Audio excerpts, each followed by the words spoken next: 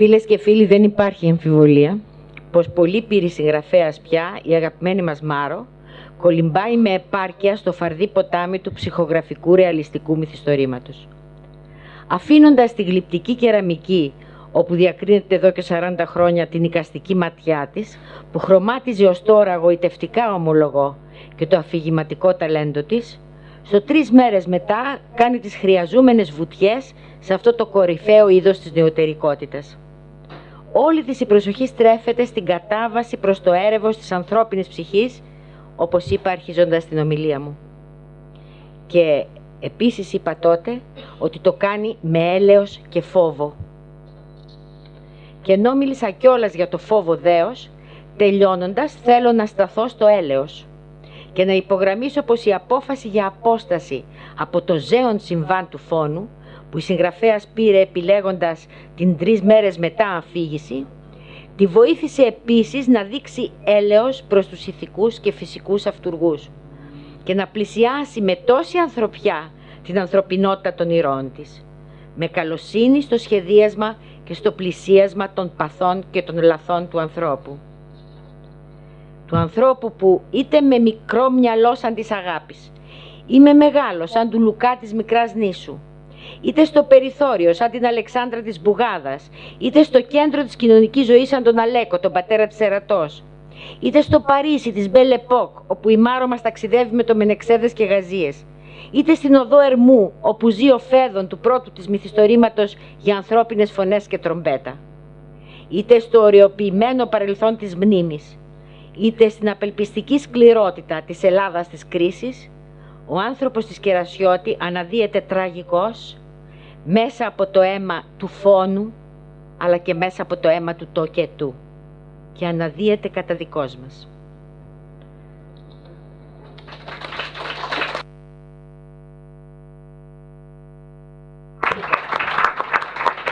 Καλά τα είπε. Η πόλη μας τα είπε πολύ ωραία. Εσύ τα έγραψες πολύ ωραία. Τι χρειαζόμουν, ναι. Ήθελα κι εγώ με τη σειρά μου να ευχαριστήσω διάφορους ανθρώπους. Δεν θα πω τη λέξη ευχαριστώ, θα πω μόνο τα ονόματα, γιατί ακούσαμε τόσα ευχαριστώ σήμερα που δεν θέλουμε άλλα. Λοιπόν, ο πρώτος μου αναγνώστης είναι ο Γιώργος Γεωργιάδης, ο άντρας μου, ο οποίος επισημαίνει ότι κοτσάνες γράφω εγώ κάπου που μου ξεφεύγουνε και έρχεται με ένα χαρτάκι και μου λέει αυτό είναι κοτσάνα. Τα καλά στα λέει ή μόνο τις κοτσάνες? Και τα καλά λέει, ναι. Μετά είναι η πόλη, η οποία παίρνει το βιβλίο και μου λέει αν της αρέσει ή αν δεν της αρέσει, αν έχει κάποιες παρατηρήσεις και όλα αυτά τα πράγματα. Μετά το παίρνω εγώ και αν είναι 500 σελίδες το κάνω 250. Γιατί πολλές φορές γράφοντας ξεφεύγουμε και γράφουμε πολλά πράγματα που δεν χρειάζονται. Εμένα πάντα μου άρεσε να παρατηρώ τη ζωή των ανθρώπων, τους χαρακτήρες τους και να βγάζω συμπεράσματα από μικρά πράγματα που ενδεχομένως τους άλλους δεν φαίνονται. Αυτό ήταν ένα πολύ γοητευτικό παιχνίδι που το κάνω σχεδόν σε όλη μου τη ζωή και όταν έρχεται η ώρα να γράψω ανασύρω διάφορες τέτοιες εικόνες στο μυαλό μου και ενώ ξεκινάω να κάνουν οι ήρωες κάτι, στη μέση του βιβλίου αυτονομούνται και κάνουν δικά τους πράγματα.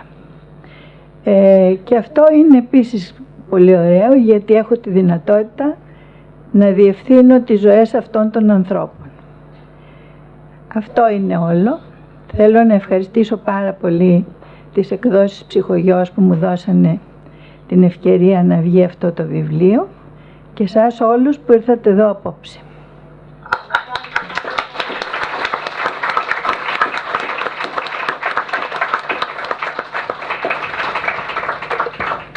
Είναι κάποιος που το έχει ήδη διαβάσει και θέλει να πει τη γνώμη του? Εγώ. Εσύ Κωνσταντίνε πες. Ο Γιώργο, δεν θα μας πεις τι έχεις να πεις για το βιβλίο?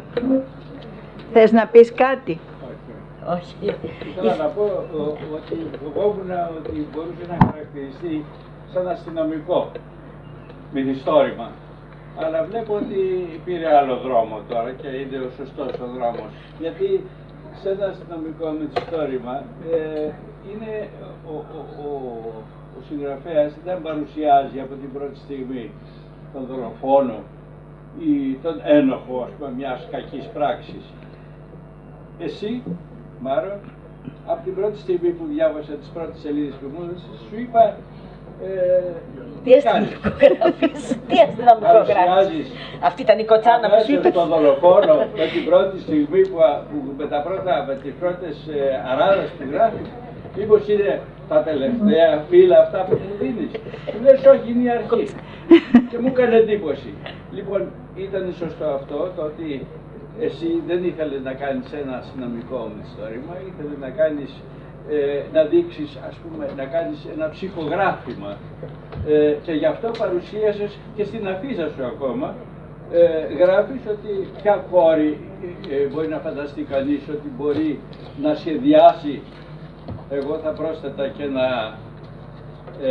και να διαπράξει, που δεν υπάρχει αυτή η λέξη, και να διαπράξει, γιατί ο σχεδιασμός είναι απόπειρα δολοφονίας μόνο. Λοιπόν, και να διαπράξει το πόνο της μητέρας της. Έτσι λοιπόν, φαίνεται ότι εσύ ήθελες να αποφύγεις το αστυνομικό μυθιστόρημα. Και ήταν αυτό προς τιμή σου, γιατί ξέρω ότι σ' αρέσει να αναλύεις χαρακτήρες, να μελετάς τις ιδιοσυγκρασίες των ατόμων και να βγάζεις συμπεράσματα από την ψυχή των ανθρώπων αυτών. Συγχαρητήρια. Ευχαριστώ πολύ. Η Φύση που το έχει διαβάσει, σε φανέρωσα τώρα.